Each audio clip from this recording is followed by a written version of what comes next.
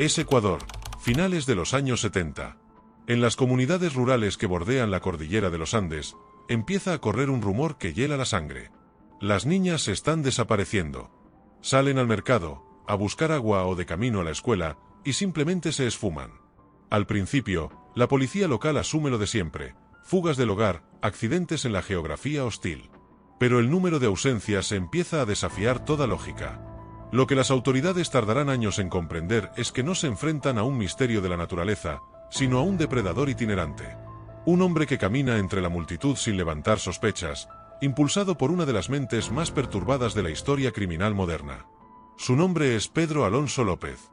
La prensa pronto lo bautizará con un alias que se convertirá en sinónimo de terror absoluto: el monstruo de los Andes. Para entender cómo un ser humano es capaz de cometer semejante nivel de atrocidades, tenemos que viajar al pasado.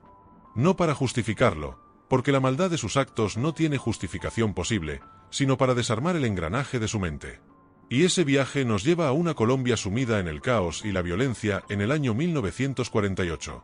Pedro Alonso López nace el 8 de octubre de 1948 en Santa Isabel, un pequeño municipio del departamento del Tolima, en Colombia. Su llegada al mundo coincide con uno de los periodos más oscuros del país, pero el entorno familiar de Pedro era aún más hostil que el mismo contexto político. Su madre, Benilda López, era una mujer que ejercía el trabajo sexual y que, según los registros e investigaciones posteriores, ya tenía una cantidad masiva de hijos a los que apenas podía alimentar. Pedro fue el número 13. En este punto, la psicología criminal pone su primera bandera roja: el abandono institucional y familiar absoluto. López no conoció la estabilidad, ni el afecto, ni las normas básicas de socialización que estructuran la mente de un niño. El punto de quiebre absoluto de su infancia ocurre cuando tiene apenas 7 años. Según el relato del propio López, un dato que los criminólogos toman con cautela pero que encaja con su desarrollo posterior, su madre lo descubrió tocando inapropiadamente a una de sus hermanas menores. La respuesta de Benilda fue drástica y brutal: lo expulsó de la casa y lo abandonó a su suerte en las calles de Bogotá. A partir de ese momento, el cerebro de Pedro López, que aún estaba en pleno desarrollo cognitivo y emocional, entra en modo de supervivencia extrema. Hacia los 12 años, un rayo de aparente esperanza cruza su vida.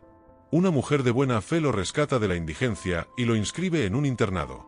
Sin embargo, el daño ya estaba profundamente arraigado. López no toleraba la autoridad ni la disciplina.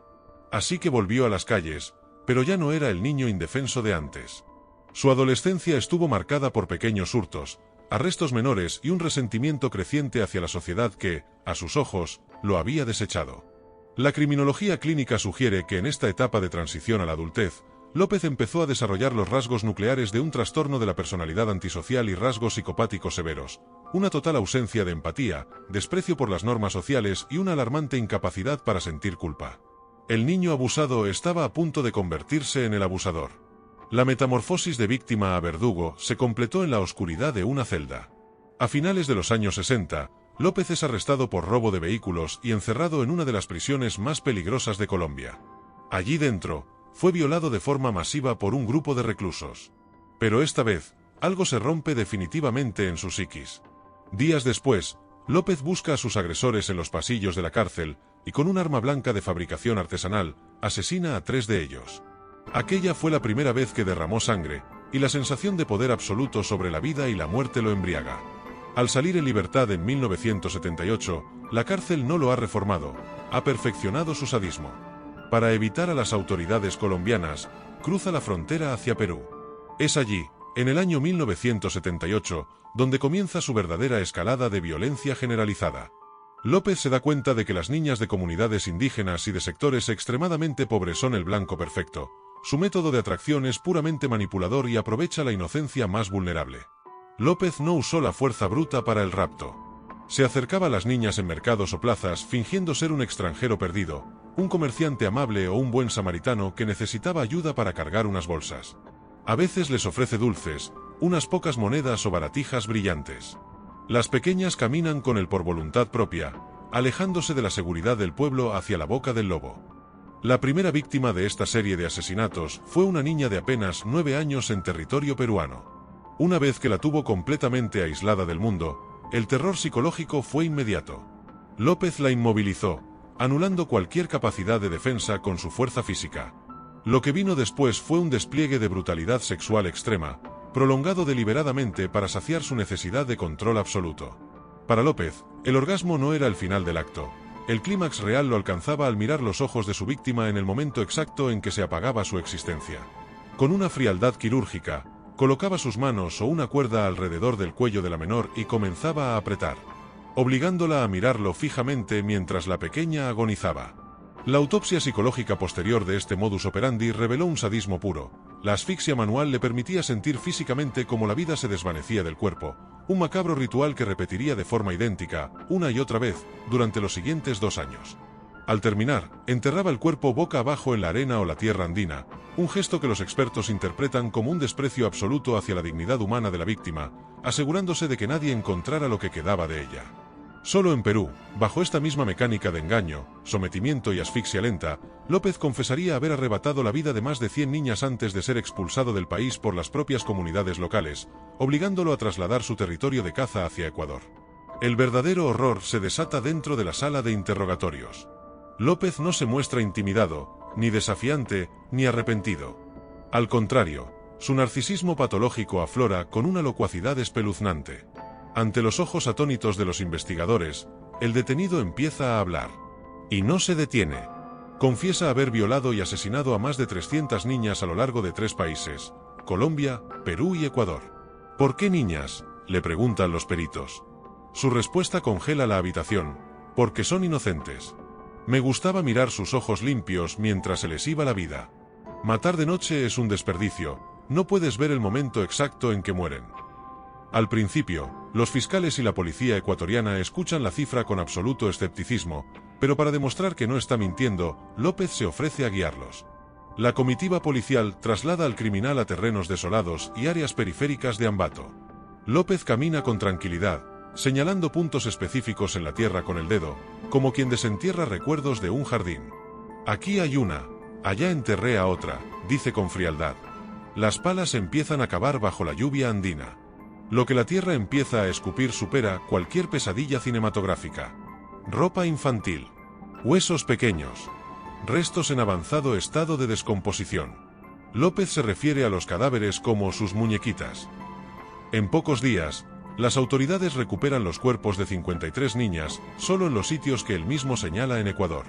La aterradora realidad golpea a toda una región. Las historias de las 300 víctimas no eran una fantasía de su mente perturbada. Eran una contabilidad real.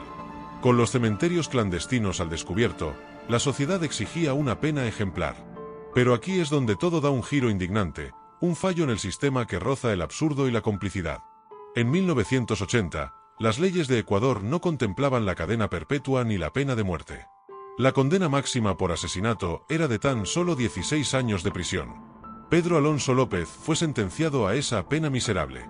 En la cárcel de García Moreno, en Quito, se comportó como un recluso modelo, lo que redujo aún más su tiempo tras las rejas por buena conducta.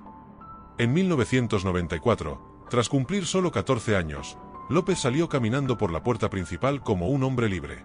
Pero el peligro no había terminado. De inmediato fue extraditado a Colombia, donde la justicia intentó retenerlo bajo cargos de asesinatos antiguos. En Bogotá fue internado en un hospital psiquiátrico de alta seguridad, ya que los peritos forenses determinaron que era un psicópata sádico incurable y un peligro inminente para la sociedad. Sin embargo, en 1998, los médicos cometieron un error garrafal, declararon que López estaba sano, que ya no representaba una amenaza y lo pusieron en libertad bajo fianza. Esa fue la última vez que el mundo vio de frente al monstruo de los Andes. Te preguntarás, ¿dónde está el monstruo? A partir de ese día de 1998, a Pedro Alonso López se tragó la tierra. Se convirtió en un fantasma. ¿Sigue vivo? Si contamos desde su fecha de nacimiento en 1948, hoy tendría 77 años. En el año 2002, la Interpol emitió una orden de captura internacional en su contra tras surgir nuevas pistas que lo vinculaban con un triple homicidio reciente, pero jamás lograron dar con su paradero. Existen 2 hipótesis sobre su destino final. La primera es que logró camuflarse en la indigencia de alguna ciudad latinoamericana o regresó a los pueblos apartados de los Andes, donde pudo haber muerto de vejez o por alguna enfermedad sin que nadie reclamara su cuerpo ni identificara sus restos. La segunda, la más comentada en los pasillos de la criminología, es que alguien que conocía su rostro y su pasado le aplicó la justicia que los tribunales le negaron, cobrándose la venganza en el anonimato de una calle oscura. Hasta el día de hoy, el expediente de Pedro Alonso López permanece abierto. El hombre que le robó la inocencia y la vida a cientos de niñas nunca pagó un año de cárcel por cada una de sus víctimas.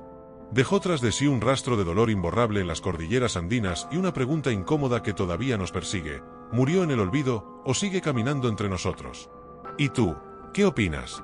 Déjame en los comentarios qué fue lo que más te impactó de este documental y cuál crees que fue el verdadero destino del temido monstruo de los Andes. ¿Crees que sigue vivo o que nunca se conocerá toda la verdad sobre su final? Si te gustan las historias reales de crimen, psicología criminal y los casos más perturbadores de la historia, suscríbete al canal y activa la campana para no perderte los próximos documentales.